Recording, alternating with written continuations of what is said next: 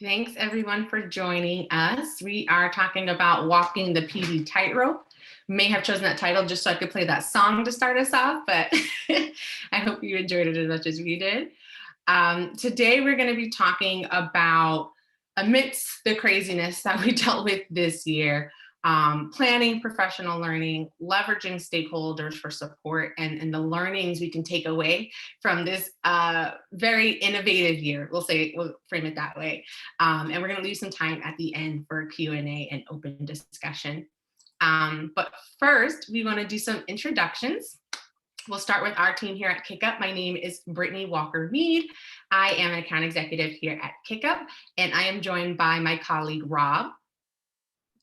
Yeah, my name is Rob. I am a client success manager here at KickUp. I have the pleasure of working with both Kelley at Corona Norco and Joya at Rock Hill. Super excited to share some of their work with you. And Kelley, if you want to start us off with your introduction. Sure. My name is Kelley Gelsleiter, and I am the Director of Professional Learning here in Corona Norco, Riverside County in California. And hello, everyone. I'm Joya Holmes. I'm Executive Director of Professional Learning and Choice Programs for Rock Hill Schools here in Rock Hill, South Carolina. Perfect. And they're going to tell us a little bit more about their work in their districts in just a moment. But just to frame our conversation today, we're really going to be talking about the not so sexy part of professional learning, which is tracking the hours and who's doing what, where, and how, and really talking about how it plays a piece in that cycle of continuous improvement. Because we think if you can take away the headache and the pain of that piece of it, you can focus more on the other parts of the cycle of continuous improvement and really make it a part of the cycle that drives the rest of them. And so we are lucky to have Kelley and Joya talking to us about that today. And specifically, we think that with PD, we kind of see two schools of thought, right? There are districts that are really aligned across the district on making all PD kind of drive their strategic priorities. And we see other districts that are really personalizing professional learning and letting the schools have autonomy about what they offer and really kind of drilling it down to the individual level. And what we found is that throughout the pandemic, it looks like districts have had to kind of meet in the middle a little bit. Everybody's had to come in the middle and really find a balance of the two, because you had a lot to do. You had a lot of support to provide your teachers, but you had the same amount of resources as you've always had, unfortunately. And so how do you kind of walk that tightrope? How do you find a balance between the two, that sweet spot that works for your district? And so we are lucky enough to have two districts kind of talking to us about that today. So Kelley, if you want to start us off talking a little bit about your role in your district. So we are in Riverside County, that little blue blip on the California map. We are one of the largest school districts in our county, and I believe we're the 9th largest in the state. So we have over 50,000 students that we support, a lot of schools, a lot of employees, and with professional learning, we've really done a lot with our teachers. And so we've been expanding to ensure that our teachers, our administrators, and our classified employees are able to all access quality professional learning.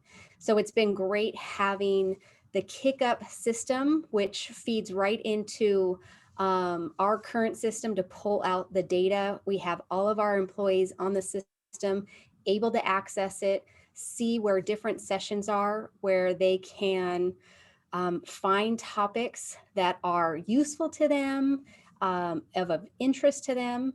And my department, I don't want to say controls it, because that's not necessarily the nice word, but we organize it and we monitor it to make sure that we are providing great access to all of our staff and ensuring quality instruction for all of our students. Awesome. Thanks, Kelley, for joining us today. And Joya. Okay, so I am in Rock Hill Schools, which again is in Rock Hill, South Carolina, at the top of the state, probably about 10 to 15 minutes away from Charlotte, North Carolina, which I'm sure people are a little more familiar with. But we have about 17,000 students, 27 schools, and about 2,400 employees. And like Kelly, we use our professional learning platform, our KickUp platform, to track our PD for both our certified and our non-classified employees. And so just making sure that we have a way to measure not only the frequency of what we're offering, but also the quality of what we offer as well. And that's been a huge benefit of utilizing the KickUp platform. We have been able to offer professional learning both in person and virtually. We typically have a framework that guides our focus for learning, and therefore our focus for teacher learning and support. We have a conference at the beginning of the year that really kicks off our focus for the year instructionally, and we provide lots of support there for our teachers with almost a loose, tight fit, because we have our instructional framework that I'll speak to a little bit later. But then within that framework, teachers are able to select professional learning opportunities throughout the year at that conference, but also throughout the rest of the year that align with their specific needs. So it's been really helpful to have a platform where we can really measure in regards to the areas of our framework where teachers are receiving the most support and where the greatest needs exist. We have awesome instructional coaches and content coaches who provide support to teachers, and they help a lot with designing that professional learning, inputting all of that information into KickUp, and using the feedback from the PD that they create to really tailor what teachers receive based on what they need. Perfect. Thank you so much for joining us today, Joya. And as the KickUp team put in the chat, like, please feel free to introduce yourself in the chat box as well. We want to make it a dialogue, and we're looking forward to hearing questions or you sharing some resources later on as well. But just to give you another quick high-level overview of kind of what we're going to be covering today, the goal really is to have professional learning that is nimble enough to address immediate challenges. I think, every district kind of pushed themselves to their limits last year in trying to address this emergency change. But I think it showed us kind of what we're made of, right? Like, we know we're nimble enough now to meet those immediate challenges. So how can we kind of apply that going forward when we do identify some needs that we might have? And how do we make it job embedded? I think Joya spoke a little bit to this earlier in the year, right? But the way that people prefer to get PD is very different now than it used to be. It's changing and it's evolving. So how do we keep up with that as well? But at the same time, right, we want to, again, make sure it's tailored to our educators and what they need, but we want to make sure that it's moving us forward in a really scalable way so that we can see progress toward our district-wide goals. So we'll be speaking on that today. Perfect. So Rob, I think you have a question for the group. Yeah, we'll pause here just to quickly chat in any new structures to your PL ecosystem that you've implemented in the last year. Like Brittany mentioned, it's been a crazy year, so a lot of things have changed. We're just interested in what new structures you all have implemented. Awesome. I see some folks already introducing themselves in the chat box, so great. And feel free to drop in any new things you tried this year with your PL ecosystem, and we'll bring those together later in the webinar. Great. So we're going to just focus a little bit in the beginning here about how did your team actually plan for coherence, right? We know professional learning is really complex, and the context of this year really added a whole new layer of complexity. So I want to start by understanding, how did each of your districts approach PL before COVID versus what you're doing now? So Joya, would love for you to start us off there. Okay. So in Rock Hill Schools, I mentioned earlier that we have a LEAP framework. It's our instructional framework. It's an acronym. We love those in education, but it stands for a learning environment, equitable resources, achievement, and preparing students for success. We really built this around the profile of the South Carolina graduate. But what we did was basically take all of the best practices, the things that we knew would be important and key for our teachers to really focus on. We took that and created a framework. And from that framework, we were able to really dig into what teachers really, really needed more support in. Our needs assessment that we created and implement, or that we issue via KickUp, tells us where the greatest needs exist. And so because of that, we're able to really help schools to identify what it is that specific teachers need, what it is that are more needs of the collective, more members of their staff need this than others. And as a result of that, we were really able to, within the past couple of years, dig a little bit deeper in our PD. Now, fast forward to COVID, we had to get more specific. Our KickUp framework, although it captures those best practices, we had to connect those best practices to virtual instruction. What do these practices look like when done virtually? Where do teachers need specific help when we consider this particular look for from a virtual standpoint? And so it really helped us to identify, which of those practices were good practices, but which do they really absolutely need to have in order to be successful in a virtual environment. And so with that, we were able to drill in a lot deeper and focus a lot of our PD and support delivered virtually on virtual instruction for our teachers. Perfect. And I pulled this up just to give a little sneak peek of the needs assessment that you guys did, but I know you're going to speak a little bit about that later on. And Kelley, would love to hear from your team kind of, what changed over the last year and a half as a result of kind of adapting. So before COVID, we were a district that structured professional, I'm going to say a little bit that we structured some of our professional learning around how many subs we had available. And I know that doesn't sound, it doesn't sound great, but there's some realism in that. That you want that quality professional learning, but we had to go with what resources do we have available. So we only had a certain amount available for a district of our size, and we had to make decisions based on that availability of where our focus was going to go. We relied very heavily on our principals. And so I would say a lot of our professional development was really more site-based as opposed to district initiative wide. So then COVID hits, and we were also not a district that was one-to-one by any stretch of the imagination. So going fully virtual was a huge challenge for all of our staff members. We did not have devices for our teachers, let alone for our classified or for our students.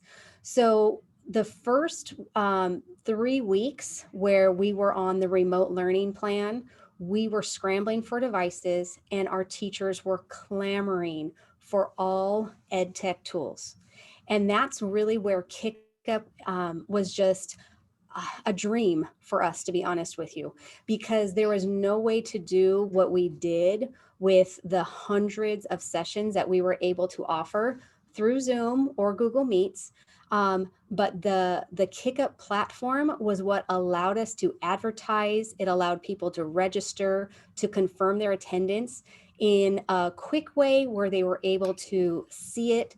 It was so user-friendly that they didn't need us there. We were able to do a couple of screenshots and people were good to go, where before a lot of our process was very manual, a lot of phone calls, a lot of walking through people through stuff. Wow. So for us, these little KickUp, these KickUp sessions, we really were able to tailor what our teachers needed and what our principals were saying what was needed.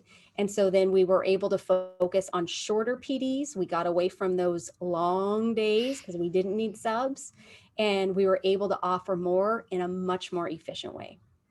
Yeah, I think that's something we've heard from a lot of districts. Like the one bright light in this very tough time has been like the culture change, right? Teachers went from like, oh, I have to go to this PD to, can I get more? Like this ed tech thing that you mentioned a while ago, can I get some more support with that?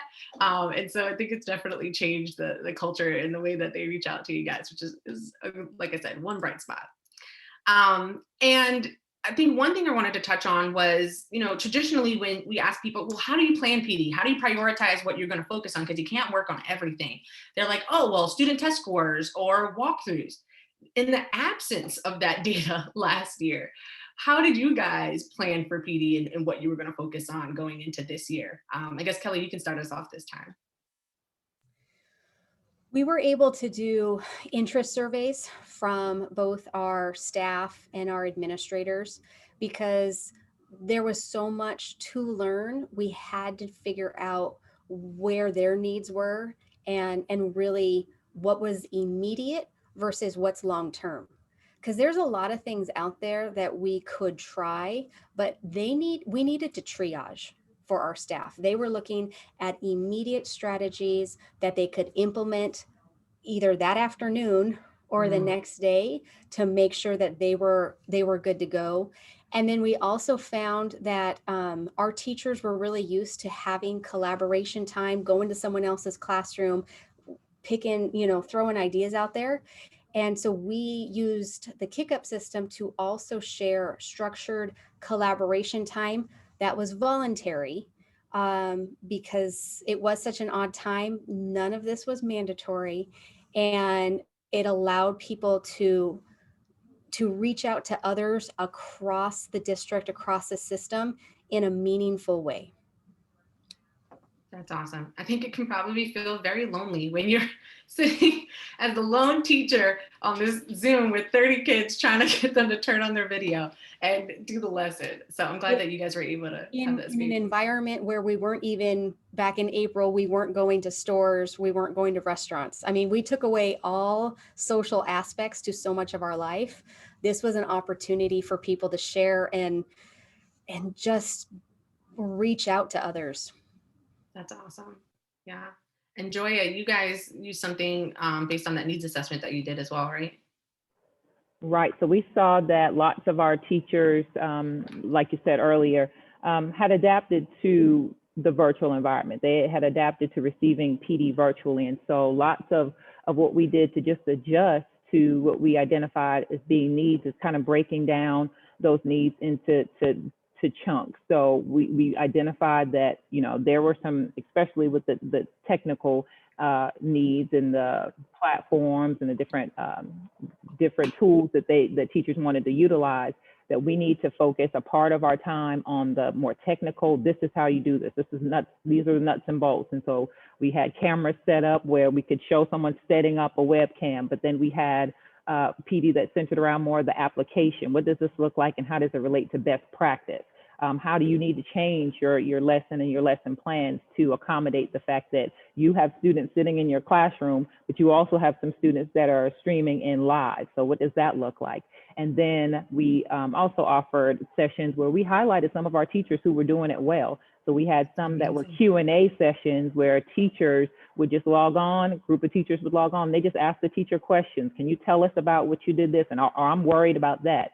We knew that our team couldn't get to the heart of that type of conversation because we weren't in the trenches doing it every day. And so we, used some of our teacher leaders, some of those experts, to really not just help teachers and give them suggestions and feedback, but just to make them feel more comfortable that it's possible and it's doable.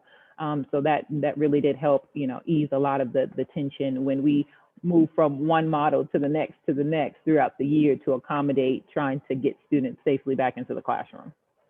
Yeah. It's funny because I think back now to when I was in the classroom, and anytime they asked me to record myself, I cringed, right? I was like, oh, I don't want to be on video. And now we're doing it all day, every day. And that's so powerful that you guys use that, because there's nothing better and more motivating than saying, okay, you're doing something I didn't really know was possible with my kids. And so, all right, I can try it too. So that's really awesome that you guys are able to incorporate that. And hopefully it's something we can keep going. Now, I spoke a little bit about how, we didn't have the same type of data that we used to have.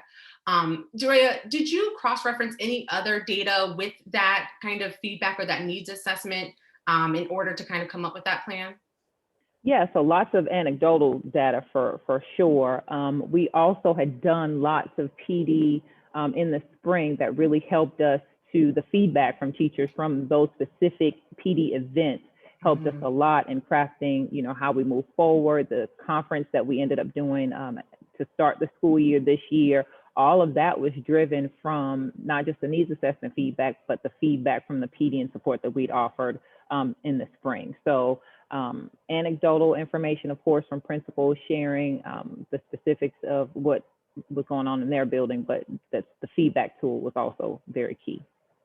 Yeah, I think it's important to have that balance, like still getting a feel for like what are the social emotional needs of everybody going on right now, but then let's stay data driven to some point. I think that's a really great balance.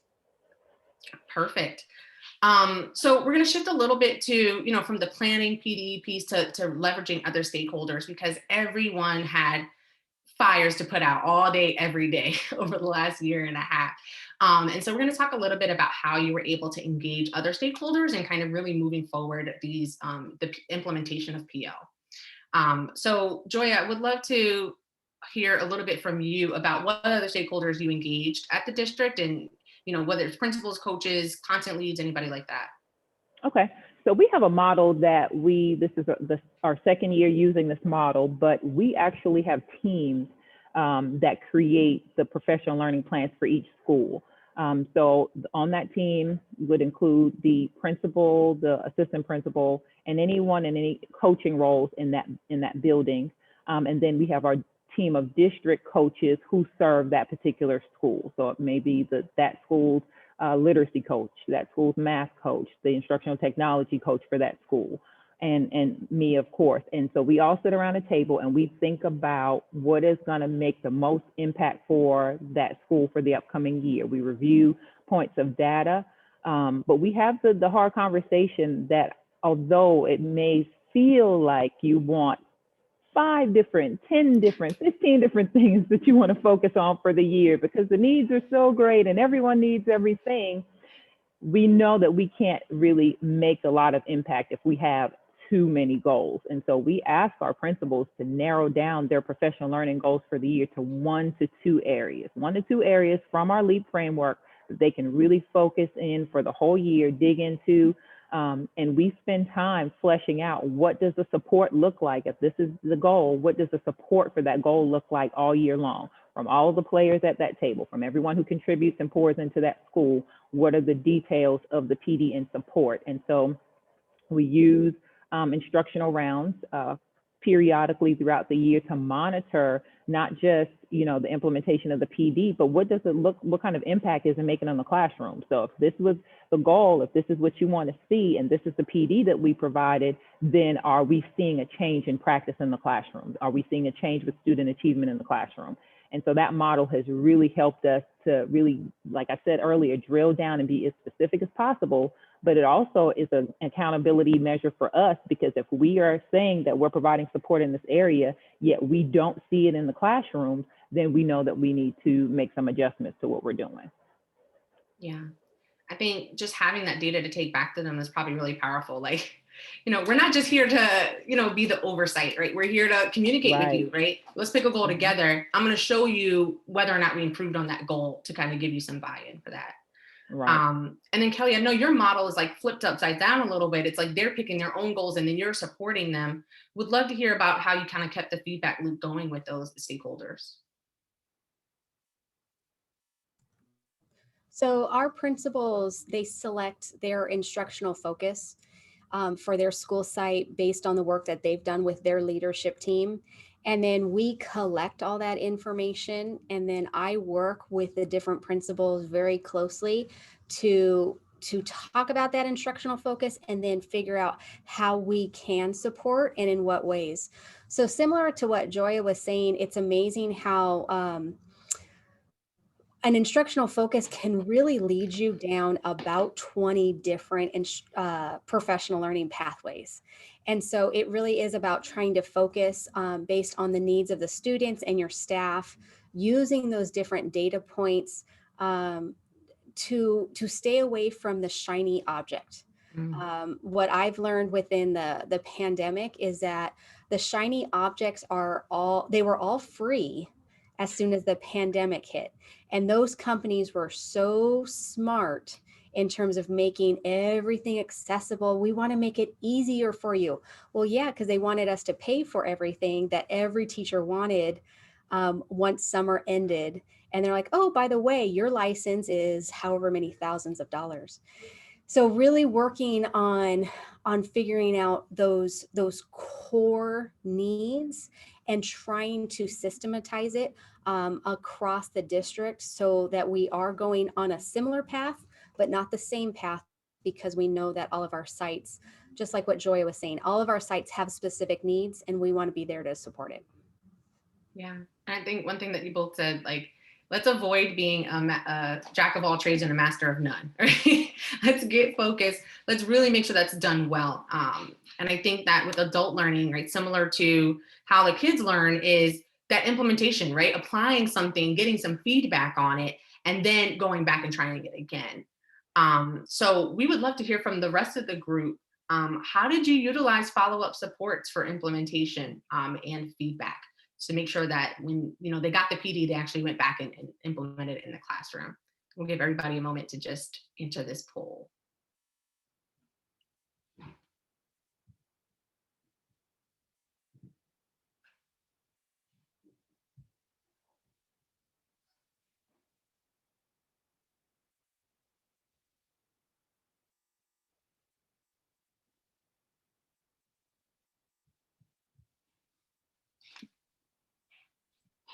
Great, seeing a lot of responses coming in. I do see a couple of people selected that they're not using any of these supports at the moment, and I think that leads into what our next topic is, which is to talk more about what Joya and Kelley are doing at their districts to support teachers with that feedback and implementation loop. So Kelley, if you want to talk a little bit more about the follow-up support that you provide at Corona Norco. So for us, when we started to look at our follow-up supports, collaboration came up over and over again. I think people were really feeling alone. They were feeling like they're the only ones going through it, and yet they knew everyone else was going through it, but they just didn't have the space to really reflect and have that time. So the collaboration piece was huge. I worked with our instructional coaches at the district level, as well as our content specialists. And so we created some, I would almost call it like a directed collaboration. We didn't have full-on presentations, but we had really thoughtful questions to bring about some quality conversation among the people who showed up. The other thing that we found out, and this isn't a follow-up piece, but it's almost like a preemptive piece. Whenever we were going to push out a new professional learning opportunity, or I would even say more topic, I would email all of the administrators and I would say, can you come for a trial run? We want to run this PD through you first. We want to hear your feedback, what works at your site, what would not work at your site. And by doing that, we got great feedback from administrators, but then we also had administrators who were selling our product. Yeah. Hey, PD they're coming up with this. You should go check it out. This will totally work for you. And then they were also giving us some helpful hints about, oh, after this one, can you also look into this? So really just tapping into a variety of people along the path of professional learning allowed us to refine the process and also allowed us to really plan for some follow-up pieces to ensure that it wasn't a one and done, and it was something that they could really implement and then refine. That's awesome. That's so smart of you to like engage the leaders, right? Because your idea scenario is principals being like, hey, check this out. It's going to be great for you. And then they get the buy-in of like following up too, right? It's like, how did that go? Yeah, did you try it out? I think once you have that conversation going, I mean, it makes the follow-up piece a lot easier. That's awesome. I think the screenshot that we included here was from how we did that kind of assessment of how they wanted to get that follow-up, right? Time to collaborate with a colleague was one of the top options, but then you can kind of really drill in and say, okay, which of the events specifically did they want collaboration time? So now we know, all right, Google Docs, Google Classroom, Edgenuity, those are going to be the ones that we set up these collaboration spaces for us, rather than trying to, again, do everything at once. You can really narrow it down. And I think with Rob, some of the districts you work with actually do that with names, right? If it's not anonymous.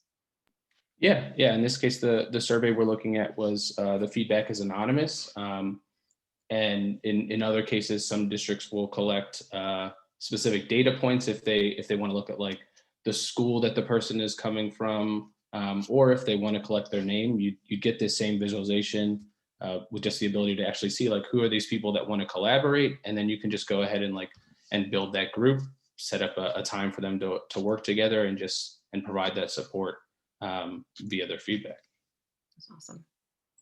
Great.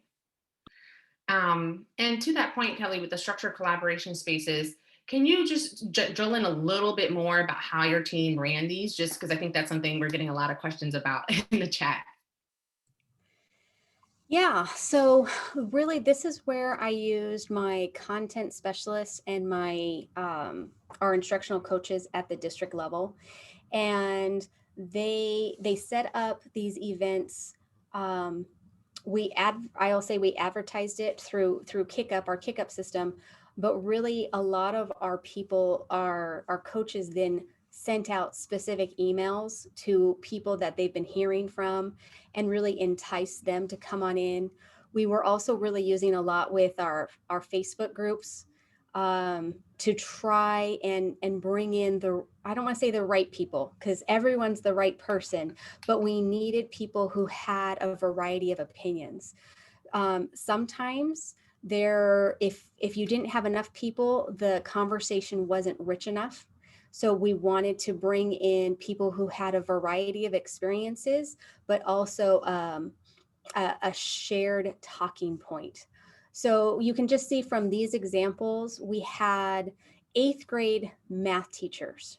Now that one was a specific collaboration because our math materials are a little bit out of date. Of course, pilots always happen when pandemics happen. So that's awesome. And so they were working on priority standards. How are we going to get the information that we have to get to our students with less time and with materials that we know are not the best? And so they were pretty specific about a topic, and then those people were able to leave with resources. Another example is our dual language immersion teachers. They were used to coming down to the district once a month for a full day of planning and collaboration time. We weren't able to bring anyone in. California was not the friendliest place for a number of months. So they really started to incorporate what could be done virtually. How can we create some shared Google folders where you can access it at any time? You can add to it when it works for you, but we're all going to come together during this hour and really talk about the best use for it. So a lot of different ways to set up the collaboration, but you want an agenda that's not a hard and fast one, but it allows people to move through topics because you're valuing their time. And someone did send me a question here, Kelly. Did teachers get credit for this time? Depends on, well, I'll say it this way. They always get credit because I always give them a nice thumbs up and a sunshine sticker. But if it was after their teacher hours, we were paying for everything. We had the money. We were very specific about what we were setting aside for professional learning. We had a lot of value to it. This was also very interesting because people's calendars were different than they'd ever been. So we had moms teaching, but also taking care of their own children. They were not able to attend until 5 o'clock. So we could run something from 5 to 6. We had to run a couple of things on Saturday because their weekday was just too busy. There were also a lot of opportunities that we were able to run during the day. If it was during their regular workday, I can't pay you. That's double dipping. And so what I found was because we were breaking it up into maybe an hour and a half, we were paying less because we weren't paying for full day subs, but we were getting higher quality and I don't know, the teachers loved it. We won't go back to full day subs. Wow, that's awesome. Like I said, the year of innovation, right? Exactly. Perfect. Well, if you've ever been to a conversation with KickUp before, like we're all about the impact, right? Like this is great. We know you're investing a lot of time, a lot of energy, and you're getting better as time goes. But like, how do we know it's actually improving instruction? And so I know Joya, with the LEAP framework, you guys have been tracking professional learning according to kind of which bucket it falls in, right? Can you talk a little bit about how and why you were tracking it that way? Yeah, so with our LEAP framework, we wanted to see, especially as it related to the specific areas that we were focused on at the time. This year was a huge learning environment year, just because it changed so frequently and it looked really different. And so we really wanted to make sure, again, our investment of time and resources, we wanted to see where we were, making sure that we were addressing what we viewed was our greatest need at the time. And so it really helps us to, if we're saying we're, focused on learning environment, then does the time match up? Can we see when we track the hours, are we actually doing so?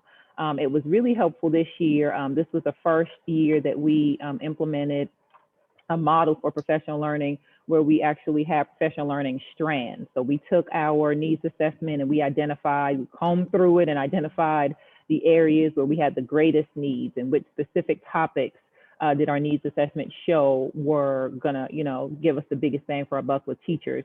And so in doing that, we were able to really offer on our 3 professional learning days that were scattered throughout the school year, we were really able to offer some topics that hit what teachers thought were their greatest needs. And so we were able to repeat those. So those sessions were offered almost in a series. So we started in October, they got the first part, the second part in January, and then the last part a few weeks ago. But it really allowed us to get some more in-depth time, but also the months in between, those facilitators, some of them, lots of them were teachers, so they got to hear from their peers. Some were district office leaders, but it was really some coaching that happened from those individuals in between, where if I were a strand leader, I'm reaching out to my, the individuals in my strand. I'm providing extra resources. I may be going out to their school when I had an opportunity. I'm Zooming with them. I'm logging into their Zoom classroom to provide feedback. So it really helped us to build that culture of coaching beyond just those who have coach in their title. So that support was definitely a component that we'll keep going into next year and just looking at how to perfect that structure as well. Yeah.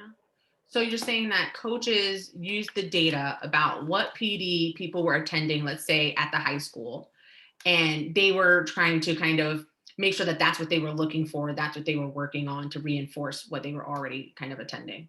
Mm-hmm. That's awesome. Okay. Great. And I think we have an example of the coaching log that we've built out to not only have coaches use data to understand what they're going to be working on, but using data to see what they actually did work on, because those two don't always match, right? Rob, I know you worked with Joya to build this out. Did you guys want to talk a little bit about how this is driving that cycle of continuous improvement? Yeah, I'd love to. I think the really interesting part about this, like using the LEAP framework and tying it in with this coaching cycle, is that we're also including an observation within this cycle. And so you get the ability to, as Joy's mentioned before, we've done a needs assessment. So an opportunity for your staff, your teachers to reflect on where they are. With this framework, you're then getting the coaching. So you're collecting data on where we're, what supports we provided related to this, like to the LEAP framework. We're tying in the observations as well. So then you're seeing like what you're actually seeing in the classroom related to the framework, and then collecting the PD data. So how many hours are we spending on PD? And so you're getting that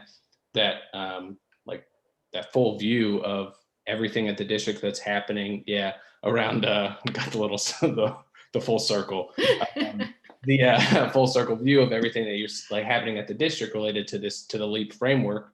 And that's the exciting part about the data that I think I'm really looking forward to working with Joya on and continuing to perfect it. Perfect. All right.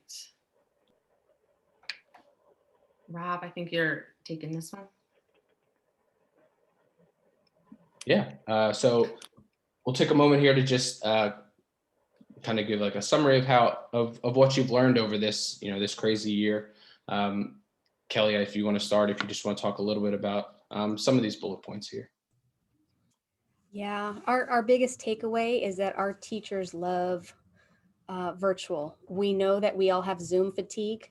And so the hour session, hour and a half is really our sweet spot. We actually just did a Saturday conference. I put that in quotations. It really was a conference because we had a variety of things for them to choose from, but we kept it to 3 hours. It was all virtual and it was awesome. They were able to choose their own adventure with managed choices. But that 3 hour mark on a Saturday was a great blend for them to enjoy some learning with colleagues and not be so tired after a full day of teaching. And so we're going to look at more opportunities like that. The hour spaces, people can fit that in so many ways. Just like us today, it's easy to fit it into a lunch space.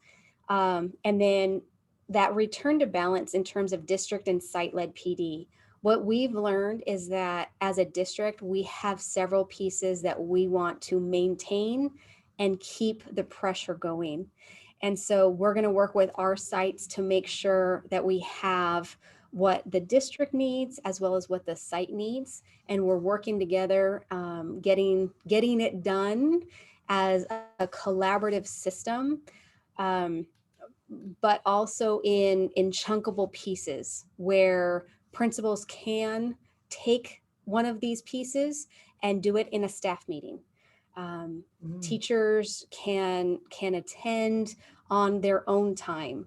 We've also been great about recording everything, and we have a digital space for people to go back, check on the PowerPoints, just watch something again if that works for them. And we've built out those resources where it would have taken us easily 5 years to do what we created in 8 months. So it's just been an awesome opportunity.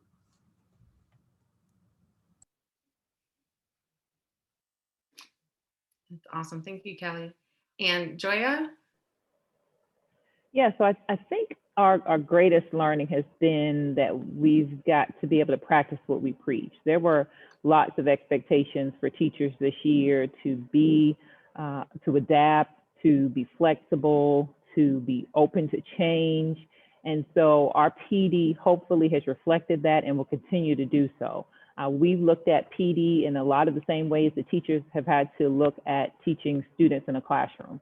How can we make it available to them whenever they need it? How can we be responsive and give feedback when it's appropriate and necessary?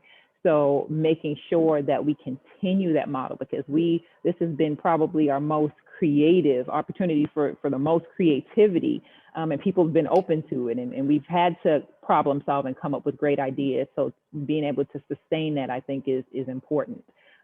We've taken advantage of teachers' willingness and openness and done some things differently. So one of the things I can speak to, we've been able to offer lots more on-demand professional learning. We have done sessions that our specialists have simply recorded themselves reviewing or teaching or modeling something or some strategy or how to use some resource. And we've made those videos available. We have created online self-paced courses through our LMS Canvas that teachers can access whenever. We tried and we built that library, but it has allowed us to really make that accessible whenever a teacher needs it or would like to take advantage of it. And of course, they're doing it on their own time and have that support. We have a mechanism for them to check in and reach out and ask for questions, but that feedback is embedded even within the Canvas course. So lots of attention around just making learning for teachers available when they need it, how they need it. We've also had to really look at how to do our coaching cycles differently. How does a coaching cycle look when everyone is at home, or when a teacher has, is in the classroom and all of their students are at home? So just looking at different options for providing that coaching support, but also being very clear with teachers about how our expectations have shifted and changed a little bit, and things that may have been a priority or an option before have changed or need to be adjusted. So our PLC conference that we have done traditionally since, I think, my first year in Rock Hill Schools has changed. It was all virtual this past year. We had sessions conducted on Zoom and Google Meet. We have collaborative groups, kind of like what Kelly described. So lots of different options that we're exploring, but in different ways, still getting at the heart of teacher learning and the best implementation that we could possibly take away. I don't know what kind of conferences y'all have been to where Kelly's using air quotes. You're calling it an unconference. Hopefully they've done away with the traditional conference so we can not have to, give people that warning about it. But it sounds like you guys have definitely been innovative, which is great. And Sarah, we saw your question. Thank you for sending it to everyone. I think some people have been accidentally sending it to just the panelists, but she said on-demand content, how does that work? I think that most of our, and Rob, jump in here because you work with quite a few clients around the country, most have been like building those courses in Canvas, their LMS, or like a Google Classroom, for example, like using videos again of modeling, kind of exemplars of it, like a little bit more hands-on. And we heard you guys when you said if that's not going anywhere. So we actually built two kind of different ways to track that, right? Because it seems like you guys built up a great library over the last year and a half. How do you actually track that and understand who's taking what and who's engaging with what? So the first one is self-paced courses. So this is kind of agnostic to where that content lives. You can build it in KickUp so that we know that it's available to your teachers and they can kind of take it whenever they want. It doesn't have to have a time or day attached to it. They can kind of sign up and register whenever they want and then confirm that they actually completed it whenever they get to it. So a lot more flexible, like what you were speaking to, Kelly. And then the other one is kind of a direct Canvas integration. So for those of you who are using Canvas as your LMS, and that's where you're kind of housing that library of content, being able to have them kind of talk to each other. So if they're in Canvas, they can kind of mark that they completed it and they'll get credit for it in KickUp and it'll appear on their transcript, and vice versa. They can create an event in KickUp. They can choose from their Canvas catalog to make sure that the event is there and people can register in KickUp and confirm their attendance there. So it allows the two systems to talk to each other so that they're getting credit for everything that they're engaging with. Sarah, let me know if that did or did not answer your question. I don't know if you ladies wanted to add anything to kind of the self-paced piece or the on-demand content. No. I'm going to add that I'm super excited about this because we've been manually moving these things over and making it work between KickUp and Canvas. So I'm excited about this integration. This is going to be awesome. And I know my specialist can't wait to learn more about this. Awesome. Glad to hear it. We're trying to make your lives easier. You got enough going on. So perfect. Now I know we're about 10 minutes left right now. I do want to leave some time for any questions from the audience for Kelly, Joya, or Rob. And Sarah says she would love to see a sample of the analytics once a module is completed. Definitely. Sarah, if you send me your contact information, I think we didn't pull any for this specific session, but I can definitely send that your way. Any other questions from the group? Perfect. Thank you.